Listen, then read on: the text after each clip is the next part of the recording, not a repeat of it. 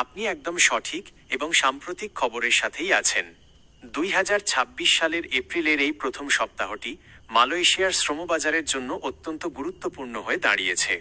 প্রবাসী কল্যাণ ও বৈদেশিক কর্মসংস্থান প্রতিমন্ত্রী এবং সংশ্লিষ্ট ঊর্ধ্বতন কর্মকর্তাদের মালয়েশিয়া সফরের পর শ্রমবাজার নিয়ে বেশ কিছু ইতিবাচক তথ্য সামনে এসেছে।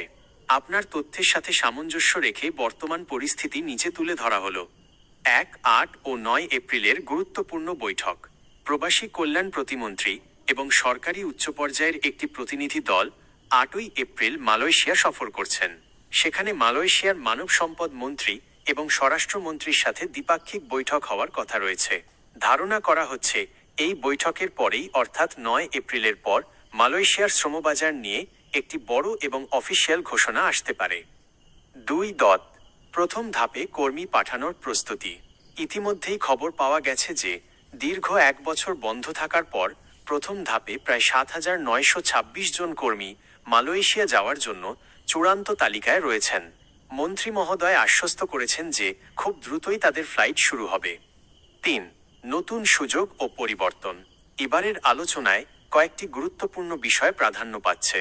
সবার জন্য উন্মুক্ত বাজার, নির্দিষ্ট কিছু এজেন্সির সিন্ডিকেট বদলে সব লাইসেন্সধারী রিক্রুটিং এজেন্সির মাধ্যমে কর্মী পাঠানোর চেষ্টা চলছে।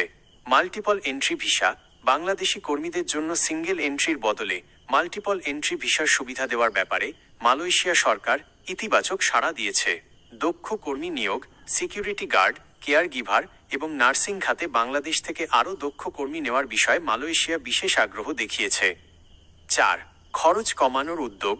সরকার এবার অভিবাসন ব্যয় বা মালয়েশিয়া যাওয়ার খরচ একটি নির্দিষ্ট কাঠামোর মধ্যে আনার চেষ্টা করছে, যাতে সাধারণ কর্মীদের অতিরিক্ত টাকা গুনতে না হয়।